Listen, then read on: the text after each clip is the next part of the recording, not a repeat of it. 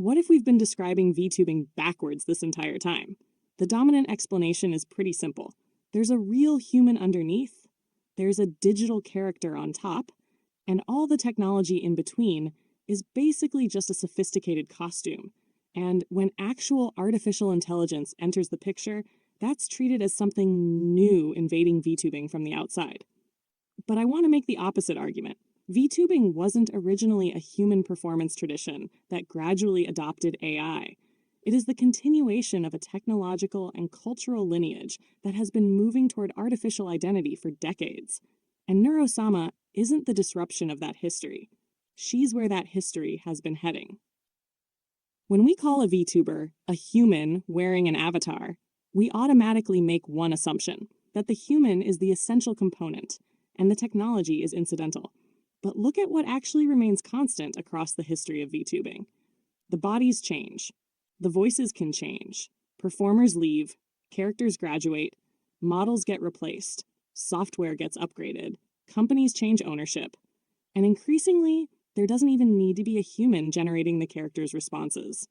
What persists is the technological persona and the audience's relationship with it. So instead of asking how AI entered VTubing, I think there's a much more interesting question. At what point did VTubing stop needing the human intermediary? The argument follows a pretty clear historical trajectory. First, you have the cultural idea of consciousness existing independently of a body.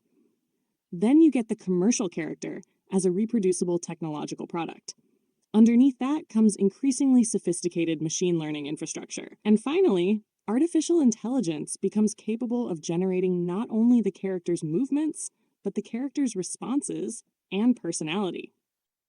The human performer, across this trajectory, starts looking less like the defining feature of VTubing and more like a transitional technology. And fortunately, we don't have to test that idea entirely through speculation, because the history of VTubing has already accidentally given us two experiments. One went very badly. The other worked spectacularly. To understand the cultural lineage, go back before VTubers existed. Japanese cyberpunk spent decades exploring identities that weren't anchored permanently to biological bodies, and one of the clearest examples is Major Motoko Kusanagi from Ghost in the Shell. Motoko's identity doesn't depend on one particular physical shell. Bodies can be replaced. Information can move through networks. The distinction between biological and artificial existence becomes increasingly unstable. Yet the question remains, what makes Motoko still Motoko? That's important because Japanese audiences had already spent decades encountering exactly this idea before VTubing became commercially viable. A persistent identity represented through an artificial body wasn't an alien concept. The fiction had already created the cultural vocabulary for it. VTubing became possible when the engineering began catching up. The first product, Kizuna AI as brand, not individual. Then, in 2016, Kizuna AI arrives. And there's something important about how she was presented. She wasn't marketed as a streamer who happened to use a virtual avatar. She was explicitly presented as an artificial intelligence. Her persona repeatedly insisted that she was an AI. And behind that persona was Active8, a technology company building a scalable entertainment property. That distinction becomes incredibly important a few years later, because Active8 eventually tested whether Kizuna AI could exist independently of any single performer. And the result was one of the most important controversies in VTuber history. Multiple AI project. In 2019, Active8 introduced what became known as the Multiple AI project. Instead of one performer continuously voicing Kizuna AI, several parallel versions appeared with different performers. From a business perspective, the logic is obvious. If your entire intellectual property depends upon one human performer, that performer becomes a single point of failure. So Active8 tried separating the persistent character from the person performing her. And whether they intended to or not, they were testing one of the central questions of virtual identity. Can the persona survive if the human underneath changes? The answer appeared to be a catastrophic no. But that's where the story usually gets oversimplified. The backlash. Fans revolted. Kizuna AI's Bilibili channel alone reportedly lost roughly 100,000 subscribers in a single week. And at first glance, that looks devastating to the argument I'm making. If audiences accepted Kizuna AI as an artificial persona, why did they react so violently when multiple humans began performing her? Maybe the performer really was the essential identity all along. Except when you look at what fans were actually angry about, something different appears. What the backlash actually was. The central problem wasn't simply multiplicity. It was secrecy. The original performer's appearances began declining without a clear explanation. New versions appeared. Content surfaced that some fans interpreted as disrespectful to the established character.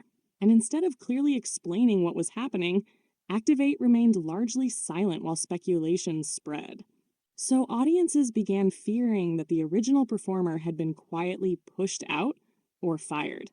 That changes the interpretation of the experiment considerably, because now the variable isn't simply, will audiences accept multiple performers?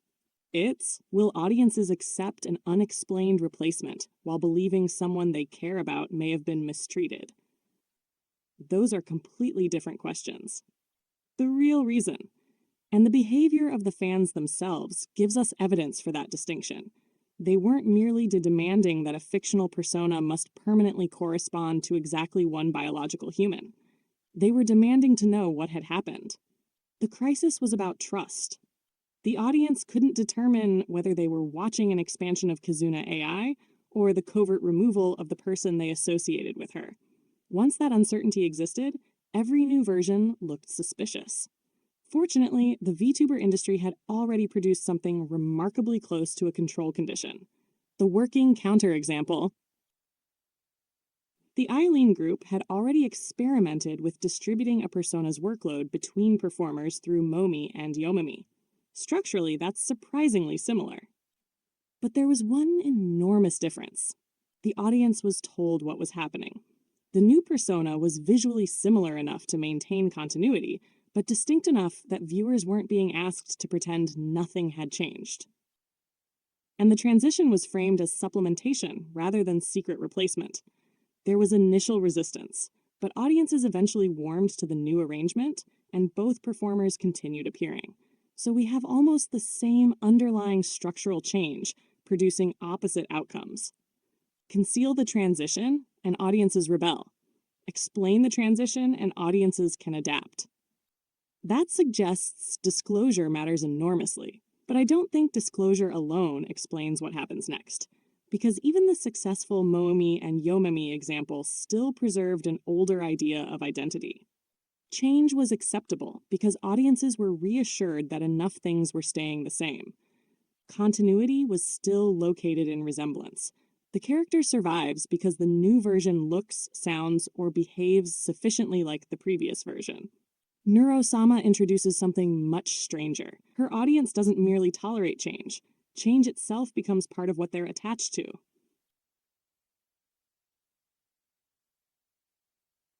Neuro-sama essentially runs the Kizuna AI experiment again, except this time everything happens in public.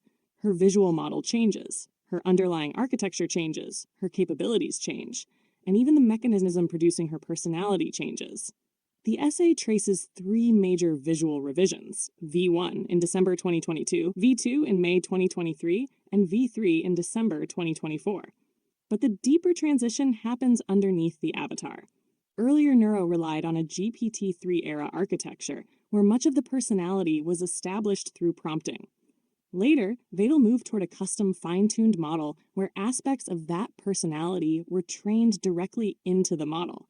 That is a substantial alteration to the machinery producing the character. Yet rather than hiding those transformations, they're presented as milestones in Neuro's development.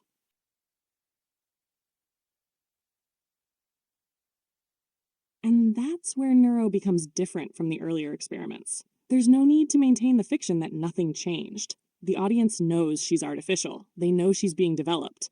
They know Vadel can modify her architecture. They expect new capabilities. They expect new models. They expect her behavior to evolve. So instead of continuity being based on preserving an identical configuration, continuity becomes the traceable history connecting those configurations. Neuro today doesn't need to be technically identical to Neuro 2 years ago. She needs to be recognizably part of the same developmental trajectory. That's a very different model of identity. And the audience response hasn't merely been tolerance. Update events themselves became attractions. The essay notes concurrent viewership rising beyond 25,000 during model update events. People were showing up specifically to see what changed. Think about how different that is from the anxiety surrounding Kizuna AI. In one case, transformation created fear because nobody understood what was happening. In the other, transformation creates anticipation because the audience has been invited into the process. Neuro's fanbase, the swarm, effectively expects evolution. Getting smarter, acquiring abilities, behaving unexpectedly, and changing over time aren't necessarily disruptions of Neuro's identity. They've become characteristics of that identity. This leads to what I think is the most interesting implication of the entire comparison. Identity doesn't necessarily have to live in a fixed form. It can live in a trajectory. That brings us directly back to Motoko. Ghost in the Shell wasn't interesting because Motoko remained physically identical despite changing bodies. It was interesting because the body was never sufficient to explain her continuity in the first place. And Neuro's audience appears to have reached a remarkably similar relationship with an actual artificial character. They're not loyal to one set of model weights. They're not loyal to one avatar revision. They're not even necessarily loyal to one fixed behavioral configuration. They're following the continuing process that they identify as neuro. Identity moves from being a thing to being a path. And there's another part of the argument that isn't immediately visible in these character comparisons: the infrastructure underneath VTubing itself. Face tracking, landmark detection, expression mapping, lip synchronization, and increasingly sophisticated motion estimation all depend upon computational systems translating human behavior into an artificial body in real time. The technological mediation isn't something that Neuro added to VTubing. It was already fundamental to the medium. Neuro simply removes the last component that had traditionally remained human, the continuous human mind generating the character's responses. And even the industry's concept of graduation reinforces how strange the human costume explanation becomes. When performers leave, agencies have developed formal mechanisms for retiring characters, while the companies, brands, and intellectual property continue existing. The industry already knows how to separate performer, character, and property. Neuro eliminates the need to negotiate that separation because there's no hidden performer whose departure requires the character to disappear. So from Motoko's networked ghost to Kizuna AI's reproducible persona, through machine learning-driven avatars, and finally to Neuro-sama generating the mind behind the avatar, I don't see AI entering VTubing from outside. I see VTubing completing a trajectory that was present from the beginning. The technology was never merely the costume. The artificial persona was the medium. Humans were the bridge that made that medium possible, while machines couldn't yet generate the entire performance themselves. Now that bridge is becoming optional. And perhaps the strongest evidence isn't technological at all. It's psychological. An audience of hundreds of thousands has already learned to become attached to an entity precisely because it changes, not despite the updates, not despite replacing pieces of itself, but because watching that continuing transformation is part of what makes it neuro. The future of VTubing may therefore be much stranger than increasingly realistic digital avatars for human streamers. It may be artificial identities whose bodies, voices, capabilities, and underlying architectures can continuously change, while their audiences continue recognizing the process connecting those states as the same individual. From Motoko to Neuro, that's the through line. VTubing wasn't waiting to prove that something artificial could imitate a human performer. It was slowly demonstrating that audiences could form relationships with something that didn't need to be one.